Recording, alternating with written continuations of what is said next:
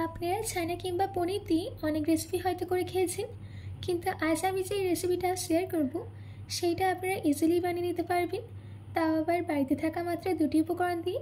তো চলুন বেশি দেরি করবো না, শুরু করছি আমার আজকের এই সহজ রেসিপি। নমস্কার, আমি পিনু, কুক উইথ পিনুতে আপনাদের সবাইকে স্বাগত। এই রেসিপিটা বানানোর জন্য সবার প্রথমে আমি এখানে নিয়েছি 200 গ্রাম পনির। এবার আমি পনিরটাকে কেটে নেব। আমি কিন্তু পনিরটাকে বেশি ছোট করে কাটবো না, একদম মিডিয়াম সাইজ করে কেটে নেব। আমি এখানে পনির ইউজ করেছি, আপনাদের কাছে যদি পনির অ্যাভেলেবেল না থাকে তো আপনারা ছানা দিয়েও করে নিতে পারেন। দেখুন আমাদের এখানে সব পনির কেটে নেওয়া হয়ে গেছে। এবার আমি পনিরগুলোকে সাইডে রেখে দিই একটা পাত্রের মধ্যে দিয়ে দিচ্ছি 1/4 কাপ চিনি। চিনির মধ্যে কোনো জল না দিয়ে লো ফ্লেমে চিনিটাকে ক্যারামেলাইজ করে নিতে হবে। আপনারা সবসময় লক্ষ্য রাখবেন যে ক্যারামেলের কালারটা যেন একদম পারফেক্ট আসে, আর ক্যারামেলটা যাতে পুড়ে না যায়। যদি ক্যারামেলটা পুড়ে যায় তাহলে মিষ্টিটা খেতে বাজে লাগবে। এবার আমি এর মধ্যে অ্যাড করে দিলাম 1 গ্লাস জল। জল দেওয়ার পর ভালো করে মিশিয়ে নিচ্ছি। তারপর আমি এর মধ্যে অ্যাড করে দিচ্ছি 1/2 কাপ চিনি। আমি এই মিষ্টির জন্য টোটাল 3/4 কাপ চিনি অ্যাড করেছি।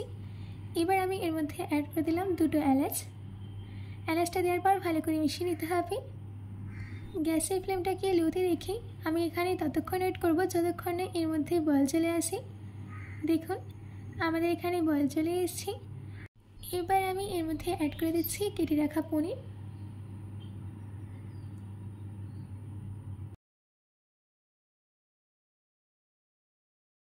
সব পনিরগুলো দিয়ে দেওয়া হয়ে গেলে একটু মিক্স করে নিতে হবে।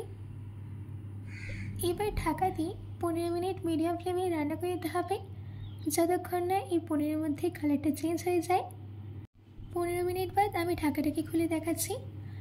আমাদের এখানে পনিরের মধ্যে কত সুন্দর কালার চলে এসেছে। এবার আমি গ্যাসের ফ্লেমটাকে অফ করে দিয়ে ঠান্ডা হতে দেব। প্রায় 20 মিনিট বাদ সম্পূর্ণ ঠান্ডা হয়ে গেছে। এবার আমি একে একে এইগুলোকে চিনির সিরাপ থেকে তুলে নিচ্ছি।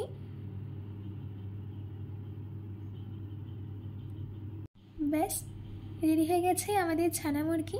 আমি আপনাদেরকে ভেঙে দেখাচ্ছি, দেখুন কত সুন্দর হয়েছে। আশা করছি আমার আজকের এই ছানা মুরগির রেসিপিটা আপনাদের ভালো লেগেছে। বাড়িতে এটি অবশ্যই ট্রাই করবেন ও কমেন্ট বক্সে কমেন্ট করে জানাতে একদম ভুলবেন না। তো আজকের মতো এটুকু, আবার দেখা হচ্ছে অন্য কোনো রেসিপি নিয়ে। ভালো থাকবেন, সুস্থ থাকবেন।